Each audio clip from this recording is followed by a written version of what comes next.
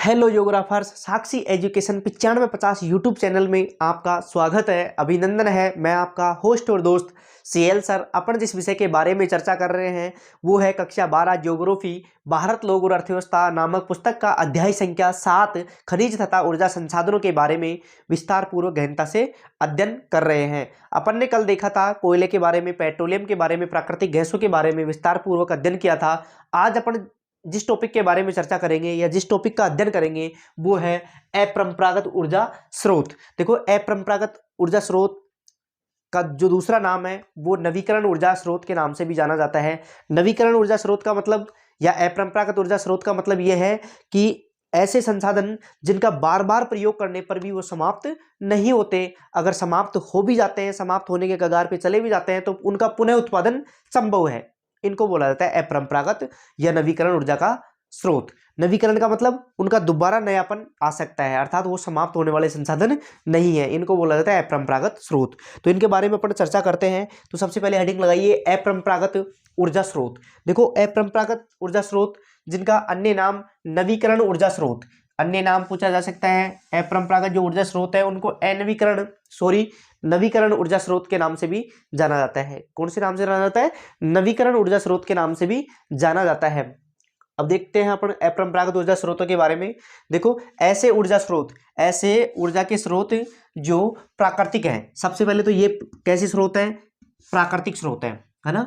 जो अपरंपरागत ऊर्जा के स्रोत हैं या नवीकरण ऊर्जा के स्रोत हैं वो प्राकृतिक हैं। कैसे हैं? प्राकृतिक है तथा जिनका भौतिक एवं रासायनिक क्रियाओं के माध्यम से पुनः उत्पादन किया जा सकता है। इनका क्या है? इनका बार बार उत्पादन करने पर भी ये समाप्त नहीं होते। अगर समाप्त होने की कगार पे आ भी जाते हैं तो इनका पुनः उत्पादन संभव है, अर्थात दोबारा उत्पादन किया जा सकता है। नवीकरण ऊर्जा स्रोत कहलाते हैं। तो नवीकरण ऊर्जा स्रोत कौन से स्रोत हो गए, कौन से संसाधन हो गए जिनका बार बार उपयोग करने पर भी वो समाप्त नहीं होते, अर्थात उनका दोबारा उत्पादन संभव है। उनको बोला जाता है नवीकरण ऊर्जा के स्रोत। अर्थात ऐसे प्राकृतिक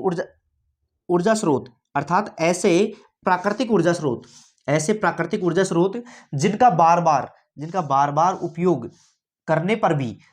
बार उपयोग करने पर भी समाप्त नहीं होते। कितना ही इनका प्रयोग कर लो, कितना ही इनको यूज ले लो, लेकिन ये समाप्त होते ही नहीं है। अगर समाप्त होने की कगार पे आ भी जाते हैं तो इनका पुनः उत्पादन संभव होता है ना। पुनः उत्पादन कर सकते हैं अपन ना। नवीकरण योग्य संसाधन कहलाते हैं। जैसे सौर ऊर्जा। देखो, सौर ऊर्जा कभी समाप्त होने वाली है क्या? नहीं होने वाली। अगर देखो, सूर्य कभी समाप्त होने वाला संसाधन है नहीं, तो बार बार अपन सौर ऊर्जा का उत्पादन कर सकते हैं। अगर कुछ मात्रा में अपने पास कमी भी हो जाती है तो अपन फिर दोबारा उपलब्ध करवा लेंगे, क्योंकि सूर्य तो अपने पास मौजूद है ही, है ना। तो ये कभी भी समाप्त होने वाले संसाधन नहीं है। जैसे सौर ऊर्जा हो गया, सूर्य से प्राप्त ऊर्जा, इसके अलावा पवन ऊर्जा हो गई, हवा से प्राप्त ऊर्जा, भूतापीय ऊर्जा इसके अंतर्गत अपन ज्वालामुखी के द्वारा जो मैग्मा बाहर निकलता है उसके द्वारा, गीजर कूपों के द्वारा अपन भूतापीय ऊर्जा प्राप्त करते हैं। इसके अलावा जल के द्वारा ऊर्जा प्राप्त, जैव बार या बायोमास के द्वारा भी ऊर्जा प्राप्त की जाती है। ये होती है अपनी नवीकरण ऊर्जा स्रोत। ये होते हैं नवीकरण ऊर्जा स्रोत। अब देखो, इनकी विशेषता क्या है? ये ऊर्जा के स्रोत धरातल पर समान रूप से वितरित है। धरातल पर कैसे वितरित है? धरातल पर समान रूप से वितरित है। ऐसे देखो, लगभग समान रूप से वितरित रहते हैं, क्योंकि सूर्य हर जगह मौजूद रहता है लगभग, है ना। वैसे ध्रुवों पर देखो कम मात्रा में दिखाई देता है, लेकिन ये हर जगह मौजूद रहता है ना। तो इसलिए इनको कहा गया ये धरातल पर समान रूप से वितरित रहते हैं।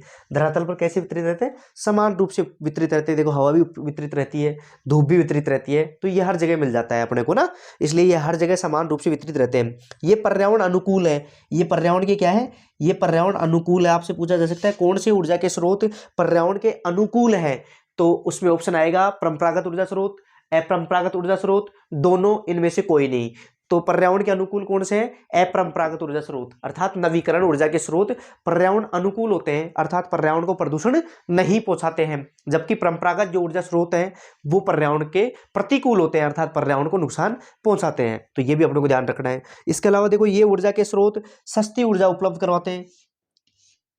ये ऊर्जा के स्रोत अपने को कैसी ऊर्जा उपलब्ध करवाते हैं, सस्ती ऊर्जा उपलब्ध करवाते हैं, है ना, क्योंकि अपने पास सूर्य का भी विशाल भंडार है, सूर्य की जो किरणें आती है उनका विशाल भंडार है, पवन का विशाल भंडार है, इसलिए लागत कम आने की वजह से अपन विशाल मात्रा में प्राप्त कर सकते हैं, सस्ती दर पर प्राप्त कर सकते हैं। और ये अधिक टिकाऊ होते हैं, ये अधिक टिकाऊ होते हैं, अर्थात ऐसे नहीं है कि एक बार प्रयोग कर लिया और समाप्त हो गया, ये अधिक टिकाऊ होते हैं, अर्थात इनका बार बार प्रयोग किया जा सकता है लंबे समय के लिए, है ना, तो इसलिए ये अधिक टिकाऊ होते हैं। अब अपन एक एक अपरंपरागत ऊर्जा का स्रोत उसके बारे में विस्तार पूर्वक वर्णन करेंगे। सौर ऊर्जा हो गई, पवन ऊर्जा हो गई, भूतापीय ऊर्जा हो गई, जैव भार ऊर्जा हो गई, है ना, इसके बारे में एक एक के बारे में विस्तार पूर्वक धुआंधार तरीके से, शानदार तरीके से, जोश और जुनून के साथ हंसते हुए मुस्कुराते हुए एक एक बिंदु का गहनता से अध्ययन करेंगे। एक बार इसका स्क्रीनशॉट लीजिए, फिर अपन चलेंगे सौर ऊर्जा की ओर। देखो अपरंपरागत स्रोतों में सबसे पहले अपन किसके बारे में चर्चा करेंगे, सूर्य के बारे में, अर्थात सौर ऊर्जा के बारे में चर्चा करेंगे। तो एक बार स्क्रीनशॉट लीजिए, फिर अपन आगे चलते हैं। संभवतः आपने स्क्रीनशॉट ले लिया होगा, तो नेक्स्ट हेडिंग लगाइए, अपरंपरागत ऊर्जा स्रोतों के अंतर्गत हेडिंग लगाइए सौर ऊर्जा। सौर ऊर्जा कौन सी ऊर्जा, सौर ऊर्जा, तो हेडिंग लगाइए सौर ऊर्जा।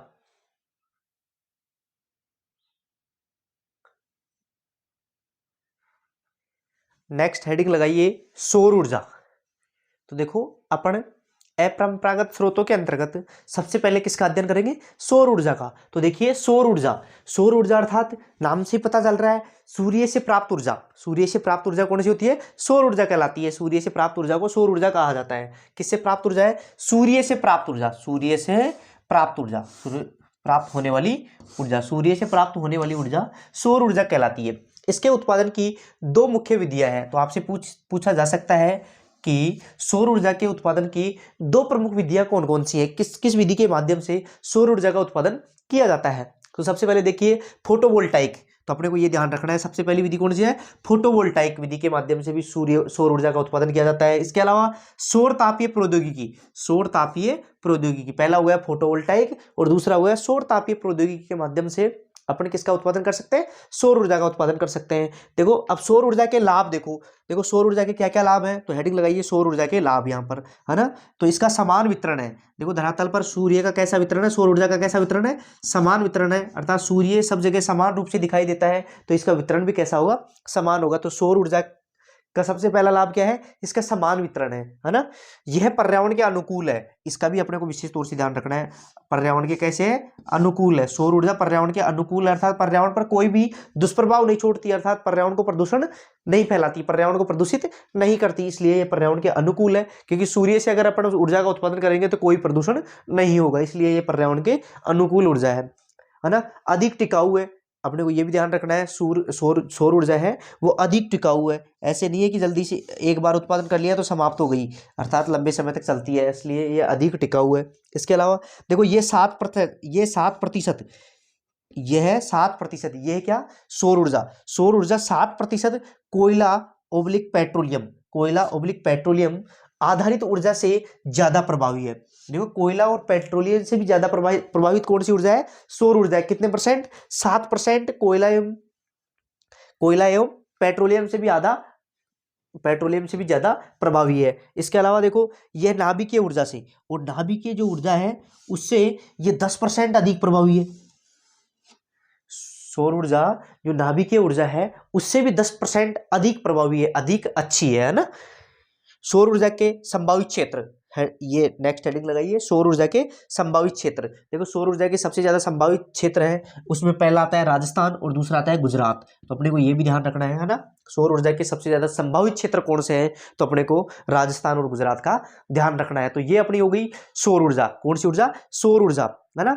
एक बार दोबारा देख लेते हैं, सौर ऊर्जा अर्थात सूर्य से प्राप्त होने वाली ऊर्जा। देखो इसके उत्पादन की दो प्रमुख विधियां हैं, पहली फोटोवोल्टाइक और दूसरी सौर तापीय प्रौद्योगिकी। ये दो विधियों के माध्यम से अपन सौर ऊर्जा का उत्पादन करते हैं। सौर ऊर्जा के लाभ देखो, समान वितरण है इनका, इसके अलावा सस्ती ऊर्जा उपलब्ध करवाते हैं, इसके अलावा अधिक टिकाऊ है ये, इसके अलावा ये 7% कोयला और पेट्रोलियम आधारित, ये 7% कोयला एवं पेट्रोलियम आधारित ऊर्जा से भी ज्यादा प्रभावी है। कोयला और पेट्रोलियम से कितना परसेंट अधिक प्रभावी है, 7% अधिक प्रभावी है, जबकि नाभिकीय ऊर्जा से ये 10% अधिक प्रभावी है। और फिर लास्ट अपने आपसे पूछा जा सकता है सौर ऊर्जा के संभावित क्षेत्र बताइए। तो सौर ऊर्जा के जो संभावित क्षेत्र हैं उसमें से अपने को दो का ध्यान रखना है विशेष तौर से, पहला राजस्थान और दूसरा गुजरात। पहला राजस्थान और दूसरा गुजरात। पहला कौन सा हो गया? राजस्थान और दूसरा गुजरात। तो ये अपनी कंप्लीट हो गई सौर ऊर्जा। इसके बाद अपन चर्चा करेंगे पवन ऊर्जा के बारे में, है ना। तो एक बार स्क्रीनशॉट लीजिए, फिर अपन चलते हैं पवन ऊर्जा की ओर। संभवत है आपने स्क्रीनशॉट ले लिया होगा, तो नेक्स्ट हेडिंग लगाइए पवन ऊर्जा। हेडिंग लगाइए पवन ऊर्जा।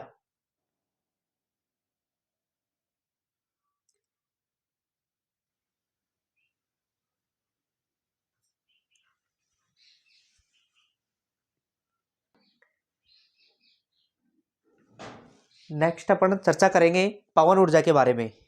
देखो अपन ने सौर ऊर्जा का विस्तार पूर्वक अध्ययन कर लिया। अब अपन जिस ऊर्जा के बारे में अध्ययन करेंगे वो है अपनी पवन ऊर्जा। कौन सी ऊर्जा? पवन ऊर्जा। नाम से ही पता चल रहा है, पवन से उत्पादित ऊर्जा। पवन ऊर्जा सूर्य से प्राप्त ऊर्जा सौर ऊर्जा, है ना। तो देखो पवन ऊर्जा, देखो टरबाइन की सहायता से, सबसे पहले किसकी सहायता से? टरबाइन की सहायता से पवन की गतिज ऊर्जा को, पवन की जो गतिज ऊर्जा है, पवन की जो गतिज ऊर्जा है, पवन की गतिज ऊर्जा को विद्युत ऊर्जा में, पवन की गतिज ऊर्जा को विद्युत ऊर्जा में बदलना ही पवन ऊर्जा कहलाता है। इसमें कौन सी ऊर्जा को बदलते हैं? पवन की जो गतिज ऊर्जा है उसको किस में बदलते हैं? विद्युत ऊर्जा में बदलते हैं, है ना। तो इसको बोला जाता है पवन ऊर्जा। इसको क्या कहा जाता है? पवन ऊर्जा कहा जाता है। देखो पवन ऊर्जा के रूप में सन्मार्गी पवनें, अब देख पवन ऊर्जा के रूप में पवनों की आवश्यकता होती है, तो कौन कौन सी पवनों की जरूरत है? कौन कौन सी पवनें इसमें आवश्यक है? सन्मार्गी पवनें। देखो सन्मार्गी पवनों के माध्यम से भी पवन ऊर्जा का उत्पादन किया जाता है, पछुआ पवनों के माध्यम से भी, इसके अलावा मानसून जो पवनें हैं उनके माध्यम से भी, इसके अलावा स्थानीय हवाओं इसके माध्यम से भी, और स्थानीय और जलीय पवनों, इनके माध्यम से अपन गतिज ऊर्जा को विद्युत ऊर्जा में कन्वर्ट करते हैं और पवन ऊर्जा का उत्पादन करते हैं। और किसका उत्पादन करते हैं? पवन ऊर्जा का उत्पादन करते हैं। आगे देखिए, यह भी अपरंपरागत, देखो ये पवन ऊर्जा है, ये कैसा स्रोत है? अपरंपरागत स्रोत है। कैसा स्रोत है? नवीकरण स्रोत है, अर्थात इसका उत्पादन बार बार किया जा सकता है, अर्थात ये समाप्य संसाधन नहीं है ना। पर्यावरण के अनुकूल है, अर्थात इससे भी पर्यावरण पर प्रतिकूल प्रभाव नहीं पड़ता है, अर्थात पर्यावरण को प्रदूषित नहीं करता है। तो ये अप्रदूषणकारी ऊर्जा स्रोत है। कैसा है?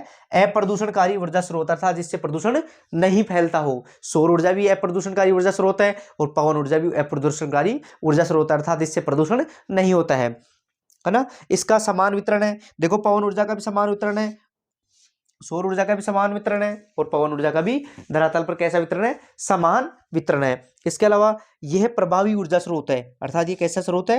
प्रभावी ऊर्जा स्रोत है ना।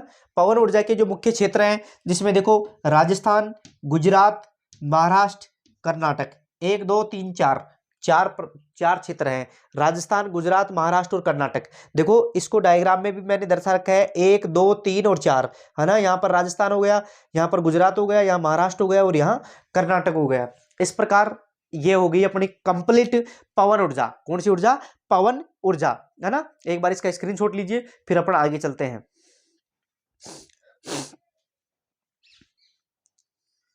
संभवतः आपने स्क्रीनशॉट ले लिया होगा, तो नेक्स्ट हेडिंग लगाइए ज्वारीय तथा तरंग ऊर्जा। ज्वारीय तथा तरंग ऊर्जा।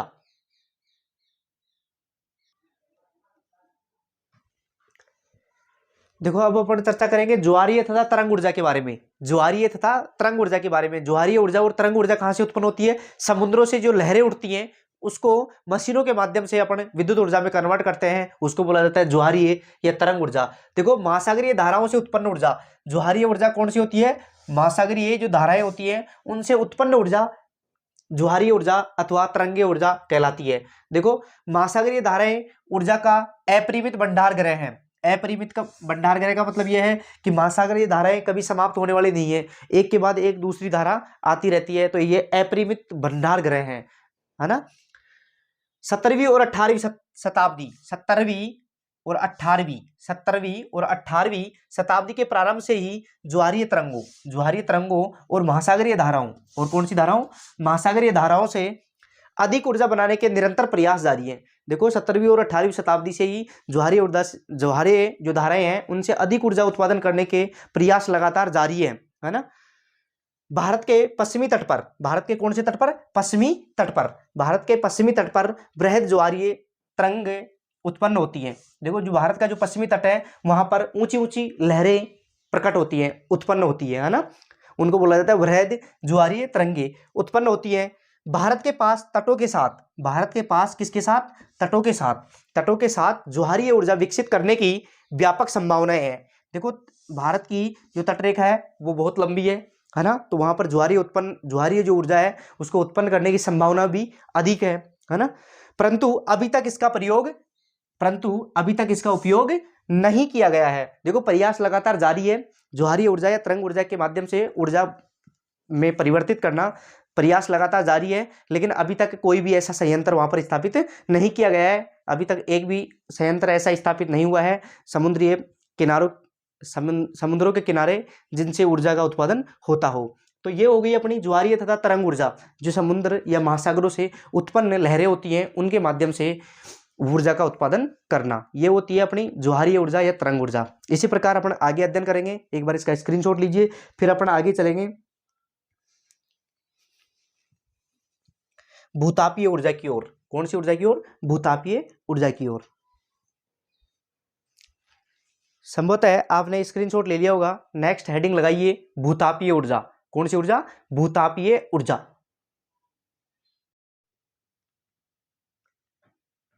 नेक्स्ट हेडिंग लगाइए भूतापीय ऊर्जा। तो भूतापीय ऊर्जा के बारे में अपन विस्तार पूर्वक अध्ययन करेंगे। तो भूतापीय ऊर्जा अर्थात पृथ्वी के जो गर्भ है वहां से जब मैग्मा बाहर निकलता है तो उसमें अत्यधिक मात्रा में ऊष्मा निर्मुक्त होती है। क्या निर्मुक्त होती है? ऊष्मा निर्मुक्त होती है। अपन उसका सफलतापूर्वक विद्युत ऊर्जा में प्रयोग कर सकते हैं। जो ऊष्मा निर्मुक्त होती है पृथ्वी के गर्भ से, जब लावा बाहर निकलता है, जैसे ही ज्वालामुखी विस्फोट होता है और जब पृथ्वी के गर्भ से जब मैग्मा बाहर निकलता है तो अपन उसको विद्युत ऊर्जा में कन्वर्ट कर सकते हैं, वो होती है भूतापीय ऊर्जा। तो देखिए जब पृथ्वी के गर्भ से मैग्मा निकलता है तो अत्यधिक ऊर्जा निर्मुक्त होती है। जब पृथ्वी के गर्भ से मैग्मा निकलता है, अब मैग्मा किस टाइम निकलेगा? जब ज्वालामुखी उद्गार होगा उस समय मैग्मा निकलता है, तो उससे अत्यधिक मात्रा में ऊर्जा निर्मुक्त होती है। इस ऊर्जा को अपन सफलतापूर्वक काम में लाया जा सकता है और इसे विद्युत ऊर्जा में कन्वर्ट किया जा सकता है, विद्युत ऊर्जा में परिवर्तित किया जा सकता है। जो मैग्मा से जो ऊष्मा निर्मुक्त होती है उसको विद्युत ऊर्जा में आसानी से प्रयोग में लाया जा सकता है। ये होती है अपनी भूतापीय ऊर्जा। इसके अलावा जो गीजर कूपों से निकलते गर्म पानी से भी ताप ऊर्जा पैदा की जा सकती है। इसे लोकप्रिय रूप से भूतापीय ऊर्जा के नाम से जाना जाता है। देखो दोबारा देखिए, इसके अलावा गीजर कूप जैसे ही जहां से मैग्मा बाहर निकल रहा है उसके पास से अगर कोई नदी प्रवाहित होगी, अंदर धरातल के अंदर कोई, मान लीजिए ज्वालामुखी विस्फोट के पास में से ही अगर कोई दूसरी नदी प्रवाहित होगी तो उसका पानी ऑटोमेटिक क्या हो जाएगा? गर्म हो जाएगा। और आसपास के जो कूप लगे हुए हैं, आसपास में जो कुएं हैं, उनसे जो पानी बाहर आएगा वो भी बिल्कुल एकदम गर्म आएगा ना। तो गीजर कूपों से निकलते गर्म पानी, अभी गर्म पानी किससे निकलता है? क्योंकि पास में ही ज्वालामुखी उद्गार होने से वो पानी स्वतः ही गर्म हो जाता है। तो गीजर कूपों से निकलते गर्म पानी से ताप ऊर्जा पैदा की जा सकती है, जिसे लोकप्रिय रूप से भूतापीय ऊर्जा कहा जाता है। जिसे क्या कहा जाता है? लोकप्रिय रूप से भूतापीय ऊर्जा कहा जाता है। अब देखो भारत में भूतापीय ऊर्जा संयंत्र मणिकरण हिमाचल प्रदेश, अपने को ये ध्यान रखना है ना, भारत में जो भूतापीय ऊर्जा जो संयंत्र है वो मणिकरण हिमाचल प्रदेश में लगाया गया है ना।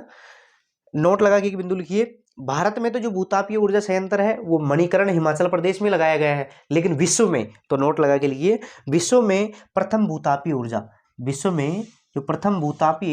ऊर्जा संयंत्र उत्पादन के प्रयास बोएजे शहर जो कहां पर है? इडाहा संयुक्त राज्य अमेरिका में सन 1890 में किए गए। अब ये प्रयास देखो कहां पर किए गए? इडाहा शहर संयुक्त राज्य अमेरिका में। कब किए गए? 1890 में, भूतापीय ऊर्जा से संबंधित ना। और यह वर्तमान में भी कार्यरत है। ये वर्तमान में भी क्या है, कार्यरत है। तो ये हो गई अपनी भूतापीय ऊर्जा। अब इसके बाद आगे अपन पढ़ेंगे, उससे पहले आप एक बार इसका स्क्रीनशॉट लीजिए, फिर अपन आगे चलते हैं जैव ऊर्जा की ओर। संभवतः आपने स्क्रीनशॉट ले लिया होगा, तो नेक्स्ट हेडिंग लगाइए जैव ऊर्जा। नेक्स्ट हेडिंग लगाइए जैव ऊर्जा।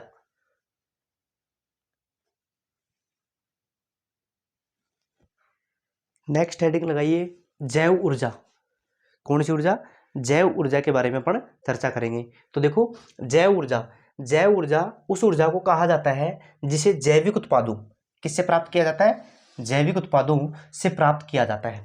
तो अपने को सबसे पहले क्या लिखना है, जैव ऊर्जा उस ऊर्जा को कहा जाता है जिसे जैविक उत्पादों से प्राप्त किया जाता है, जिसमें कृषि अवशेष, जो कृषि के जो अवशेष बनते हैं, कृषि अवशेष तथा नगरपालिका, नगरपालिका व औद्योगिक तथा अन्य अपशिष्ट शामिल होते हैं। देखो जैव ऊर्जा किन किन पदार्थों से प्राप्त होती है, किन किन अपशिष्ट पदार्थों से प्राप्त होती है। तो जिसमें पहला आएगा अपना कृषि अवशेष, कृषि अवशेषों भी जैव ऊर्जा उत्पन्न होती है। इसके अलावा नगरपालिका व औद्योगिक जो अपशिष्ट होता है, कचरा होता है, उससे भी अपन जैव ऊर्जा उत्पन्न कर सकते हैं। इसके अलावा देखो जैव ऊर्जा के लाभ, जैव ऊर्जा ऊर्जा परिवर्तन का एक संभावित स्रोत है। ऊर्जा परिवर्तन का एक संभावित स्रोत क्या है, जैव ऊर्जा। जो भी अपने गांव के आसपास जो भी अपशिष्ट पदार्थ बनते हैं, उनसे अपन जैव ऊर्जा उत्पन्न कर सकते हैं। तो सबसे पहला लाभ क्या हो गया, जैव ऊर्जा ऊर्जा परिवर्तन का एक संभावित स्रोत है। इसे विद्युत ऊर्जा में, इसे विद्युत ऊर्जा, इसे विद्युत ऊर्जा, ताप ऊर्जा अथवा खाना पकाने के लिए, खाना पकाने के लिए गैस में परिवर्तित किया जा सकता है। जो अपशिष्ट पदार्थ होते हैं उनसे किस किस काम में ऊर्जा प्राप्त कर सकते हैं अपन। तो देखो जो अपशिष्ट पदार्थ हैं उनसे ऊर्जा परिवर्तित करके अपन किन किन कामों में काम ले सकते हैं, विद्युत ऊर्जा में, ताप ऊर्जा में, खाना पकाने के लिए गैस में परिवर्तन भी कर सकते हैं। अपशिष्ट एवं कूड़ा कचरा, अपशिष्ट एवं कूड़ा कचरा प्रक्रमित करेगा एवं ऊर्जा पैदा करेगा। देखो इसका ये भी महत्वपूर्ण लाभ है कि जैव ऊर्जा के माध्यम से अपन जो भी अपशिष्ट बाहर इधर उधर बिखरे हुए रहते हैं, प्रदूषण करते हैं, उससे क्या है, ये कूड़ा कचरा को प्रक्रमित करेगा, अर्थात इकट्ठा करेगा, इसके साथ ऊर्जा पैदा करेगा। देखो प्रक्रमित भी करेगा और ऊर्जा भी पैदा करेगा, तो ये भी अपने लिए लाभ ही है ना, ताकि पर्यावरण प्रदूषण से बचा जा सके। विकासशील देशों के ग्रामीण क्षेत्रों के आर्थिक जीवन को भी बेहतर बनाएगा। देखो विकासशील देश हैं, उनके आर्थिक जीवन को भी बेहतर बनाएगा, है ना, उनके लिए ऊर्जा उपलब्ध करवाएगा। पर्यावरण प्रदूषण घटाएगा। देखो आसपास जो भी कूड़ा कचरा पड़ा हुआ है, अपशिष्ट पड़े हुए हैं, उनका प्रयोग अपन जैव ऊर्जा के अंतर्गत कर लेंगे तो जो पर्यावरण प्रदूषण है वो नहीं हो पाएगा, है ना। तो इसलिए यह पर्यावरण प्रदूषण को भी क्या करता है, घटाएगा।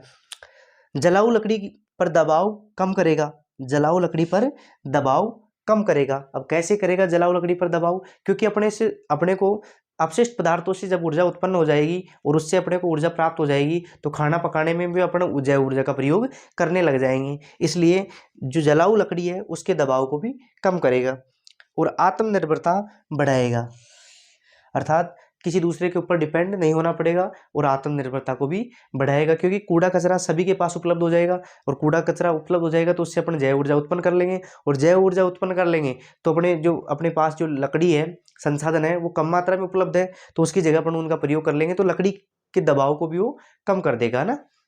जो जलाऊ लकड़ी है उसके दबाव को भी ये कम कर देगा, पर्यावरण प्रदूषण से भी बचाएगा, आदि इसके लाभ हैं। तो ये अपनी होती है जैव ऊर्जा। कौन सी ऊर्जा, जैव ऊर्जा, फिर उसके लाभ। एक बार दोबारा देखिए, जैव ऊर्जा, जैव ऊर्जा उस ऊर्जा को कहा जाता है जिसे जैविक उत्पादों से प्राप्त किया जाता है, जिसमें कृषि अवशेष, नगरपालिका, औद्योगिक तथा अन्य अपशिष्ट शामिल होते हैं। इसके अंतर्गत क्या क्या शामिल होते हैं, कृषि अवशेष, नगरपालिका, औद्योगिक अपशिष्ट शामिल होते हैं।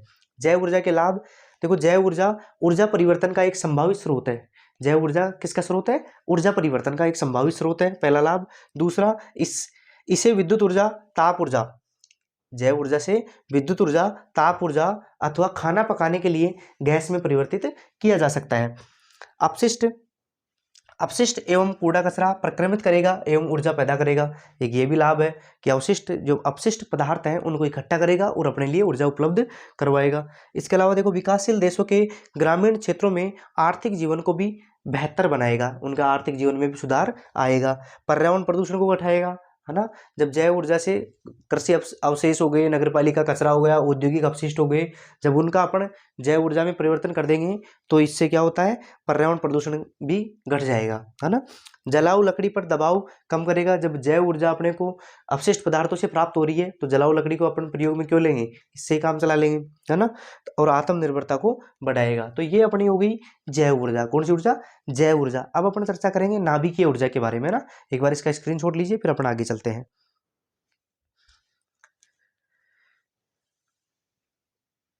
संभवतः है आपने स्क्रीनशॉट ले लिया होगा, तो नेक्स्ट हेडिंग लगाइए नाभिकीय ऊर्जा। नेक्स्ट हेडिंग लगाइए नाभिकीय ऊर्जा। देखो नेक्स्ट बिंदु लगाने से पहले, नाभिकीय ऊर्जा से पहले एक अपना मुख्य बिंदु रह जाता है, वो अपन ने ये साइड में लिख रखा है ना, ध्यान नहीं रहा, इस वजह से इसको भी देखो, ये बहुत इंपॉर्टेंट प्रश्न है। देखो जैव ऊर्जा का जो प्रमुख संयंत्र है वो कहाँ पर लगाया गया है, भारत में ओखला, और ओखला क्षेत्र कहाँ है, नई दिल्ली में। तो अपने को ध्यान रखना है, जैव ऊर्जा का जो प्रमुख संयंत्र है वो ओखला नई दिल्ली में लगाया गया है। भारत में कहाँ है जैव ऊर्जा का प्रमुख संयंत्र, ओखला नई दिल्ली में। तो ये भी अपने को ध्यान रखना है। अभी इसका एक बार स्क्रीनशॉट लीजिए। संभवतः आपने स्क्रीनशॉट ले लिया होगा। अब नेक्स्ट बिंदु लगाइए नाभिकीय ऊर्जा। नेक्स्ट हेडिंग लगाइए नाभिकीय ऊर्जा।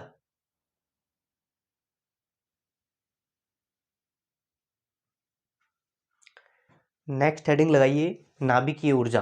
तो नाभिकीय ऊर्जा के बारे में अपन चर्चा करेंगे। तो देखिए नाभिकीय ऊर्जा, नाभिकीय ऊर्जा में प्रयुक्त होने वाले महत्वपूर्ण जो खनिज है वो कौन कौन से हैं, अपने को ये ध्यान रखना है ना, यूरेनियम और थोरियम। तो ये आपसे पूछा जा सकता है ना, नाभिकीय ऊर्जा में प्रयुक्त होने वाले जो महत्वपूर्ण खनिज हैं वो कौन कौन से हैं, यूरेनियम और थोरियम। ये आपसे पूछा जा सकता है ना, डेफिनेट ना, याद रखना है ये, है ना, यूरेनियम और थोरियम।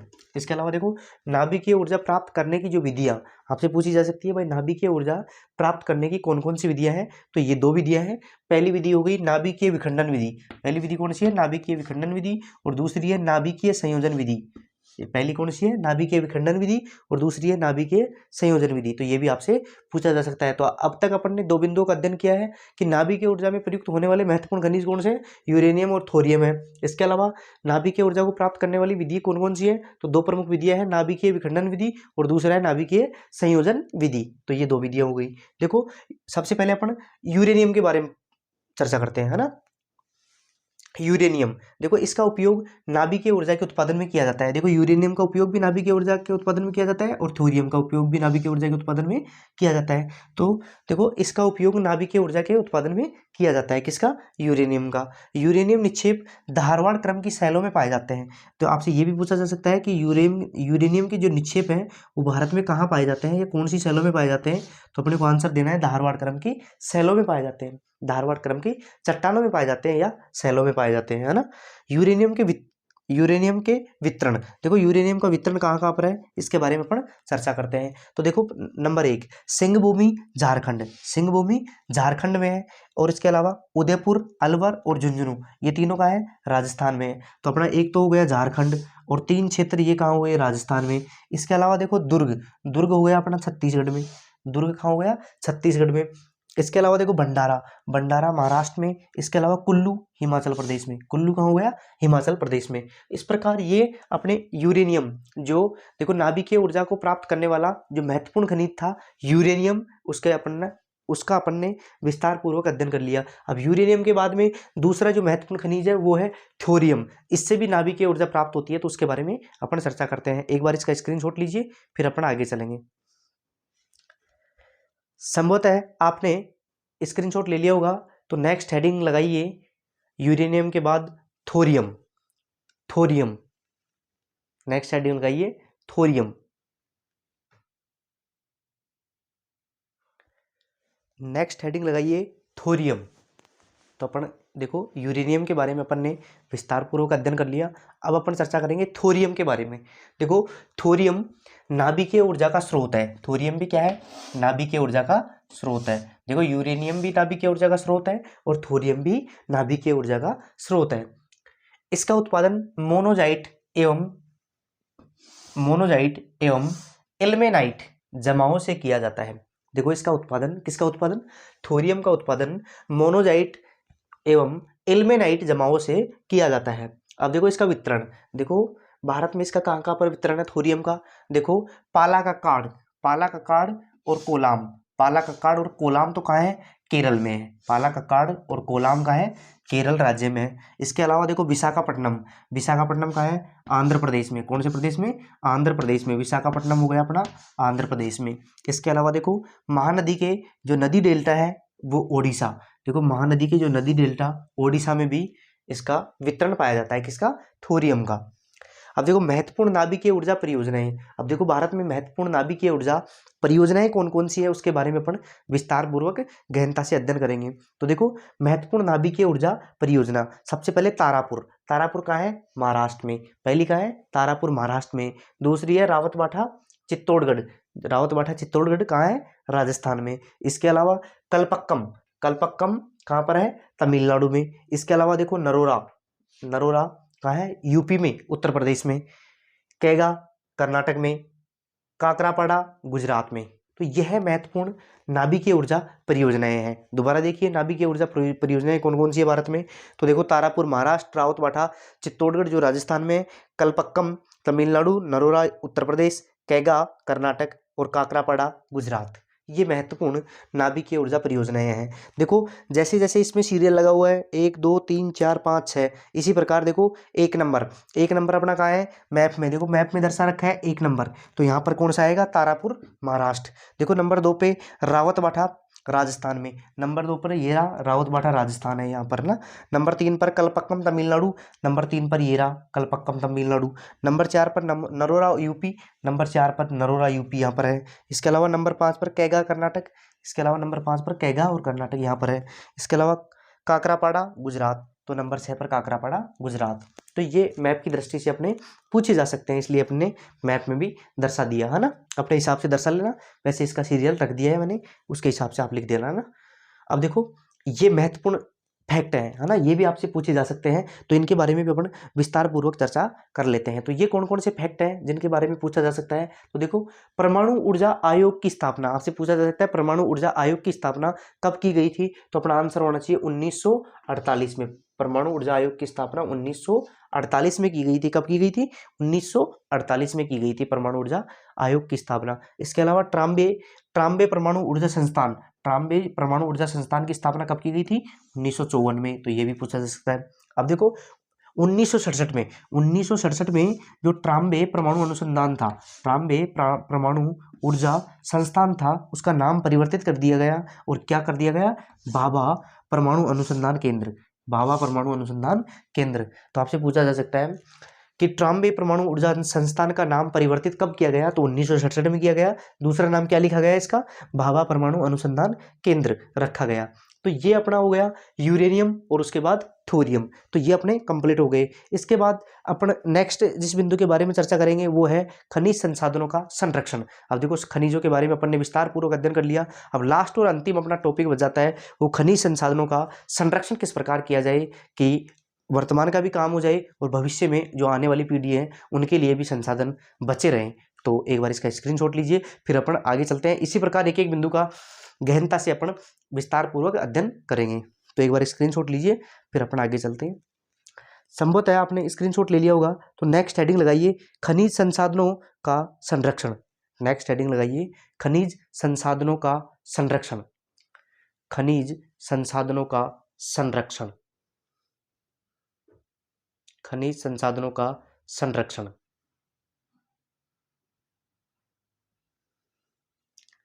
खनिज संसाधनों का संरक्षण।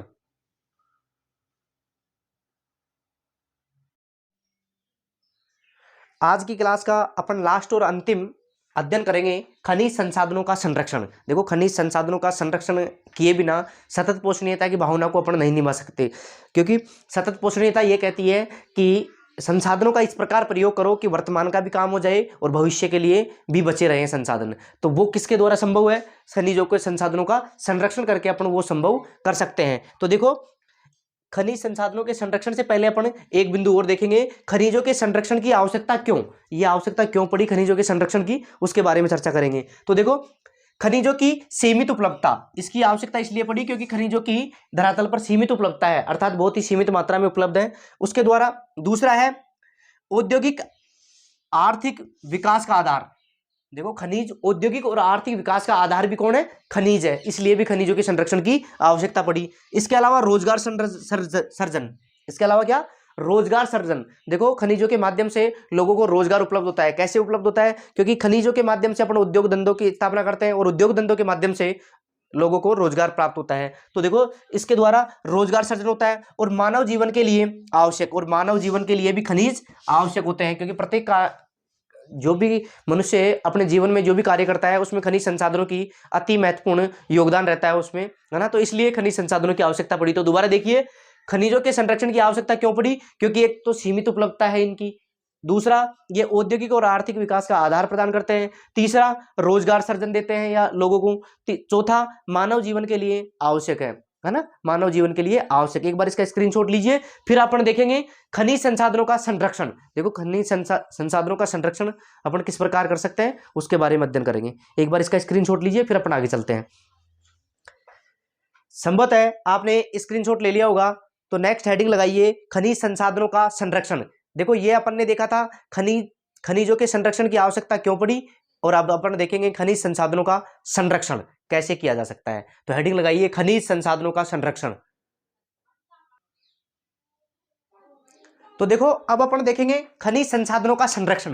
देखो खनिज संसाधनों का संरक्षण अपन किस प्रकार कर सकते हैं। तो देखिए खनिज संसाधनों का संरक्षण करने के लिए देखो सतत पोषणीय विकास भावी पीढ़ियों के लिए संसाधनों के संरक्षण का आह्वान करता है। सतत पोषणीय विकास भावी पीढ़ी के लिए संसाधनों के संरक्षण का आह्वान करता है। अब सतत पोषणीय विकास क्या है? सतत पोषणीय विकास ये कहता है कि संसाधनों का इस प्रकार प्रयोग करो कि वर्तमान का भी काम हो जाए और भविष्य के लिए आने वाली पीढ़ियों के लिए भी संसाधन बचे रहें। तो यह संरक्षण का आह्वान करता है कौन? सतत पोषणीय विकास। देखो संसाधनों का संरक्षण अत्यंत आवश्यक है, संसाधनों का संरक्षण अत्यंत आवश्यक है, क्योंकि संसाधनों का अगर आप संरक्षण नहीं करेंगे तो आने वाली पीढ़ियों के लिए संसाधन समाप्त हो जाएंगे, है ना। इसके लिए ऊर्जा के वैकल्पिक स्रोत जैसे सौर ऊर्जा, पवन ऊर्जा, तरंग ऊर्जा, भूतापीय ऊर्जा आदि ऊर्जा के असमाप्य स्रोत हैं। देखो सौर ऊर्जा भी असमाप्य स्रोत है, कभी समाप्त होने वाला नहीं है। पवन ऊर्जा भी कभी समाप्त होने वाला स्रोत नहीं है ना। तरंग ऊर्जा भी, भूतापीय ऊर्जा भी कभी समाप्त नहीं हो सकती। तो जो खनिज संसाधन है उनके स्थान पर अगर अपन सौर ऊर्जा का, पवन ऊर्जा का या फिर तरंग या भूतापीय ऊर्जा का अगर अपन प्रयोग करते हैं तो खनिज संसाधनों का संरक्षण हो सकता है, क्योंकि ये असमाप्य स्रोत है, क्योंकि ये कभी समाप्त होने वाले नहीं है। अगर लगातार अपन खनिज संसाधनों का ही प्रयोग करते रहे तो एक दिन कम समाप्त हो जाएंगे, लेकिन ये ऐसे स्रोत हैं जो असमाप्य हैं, कभी समाप्त हो ही नहीं सकते, है ना। धातुओं का पुनर्चक्रण। देखो धातुओं का भी पुनर्चक्रण करना। देखो एक ही धातु को बार बार एक जगह दूसरी जगह अनेकों कामों में एक ही धातु का प्रयोग करना धातुओं का पुनर्चक्रण कहलाता है ना। इसके अलावा अत्यल्प का मतलब जो खनिज संसाधन बहुत ही कम मात्रा में उपलब्ध है। अत्यल्प धातुओं के लिए प्रतिस्थापनों का भी उपयोग उनकी खपत को घटा सकता है। देखो प्रतिस्थापन का मतलब यह है कि एक के स्थान पर दूसरे का प्रयोग करना। जैसे अपने मान लीजिए मैग्नेटाइट या बिटुमिन जो कोयला है उसकी मान लीजिए कमी हो जाए, मान लीजिए कोई भी खनिज संसाधन है उसकी कमी हो जाए, तो उसके स्थान पर अपन किसका प्रयोग कर सकते हैं? सौर ऊर्जा के माध्यम से, पवन ऊर्जा के माध्यम से, या भूतापीय ऊर्जा के माध्यम से, या तरंग ऊर्जा के माध्यम से। तो खनिज संसाधनों के स्थान पर ये विकल्पित तो है, वैकल्पिक का मतलब विकल्प के आधार पर, तो अपन इनका प्रयोग कर सकते हैं ताकि खनिज संसाधनों का संरक्षण किया जा सके। अत्यल्प का मतलब जो खनिज संसाधन अपने पास बहुत ही कम है। अत्यल्प धातुओं के लिए प्रतिस्थापनों मतलब उनके स्थान पर दूसरे वस्तुओं का प्रयोग करके प्रतिस्थापनों का उपयोग भी उनकी खपत को घटा सकता है, उनकी खपत को क्या कर सकता है? घटा सकता है। इस प्रकार यह अपना अध्याय 7 खनिज तथा ऊर्जा संसाधन समाप्त हो जाता है।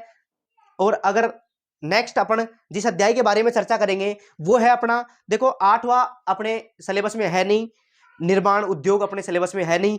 और अध्याय 9, देखो नेक्स्ट क्लास में अध्याय 9 भारत के संदर्भ में नियोजन और सतत पोषणीय विकास के बारे में अपन चर्चा करेंगे। अध्याय 8 अपने सिलेबस में है नहीं, अध्याय 9 की ओर अपन नेक्स्ट क्लास में अध्ययन करेंगे। आज के लिए इतना ही काफी। अगर क्लास पसंद आई तो लाइक करना, सब्सक्राइब करना, लोगों के पास शेयर करना और कमेंट बॉक्स में प्यारा सा कमेंट लिखना कि आपको क्लास कितनी पसंद आई है। आज के लिए इतना ही काफी। थैंक यू दोस्तों, थैंक यू। जय भारत, जय हिंद।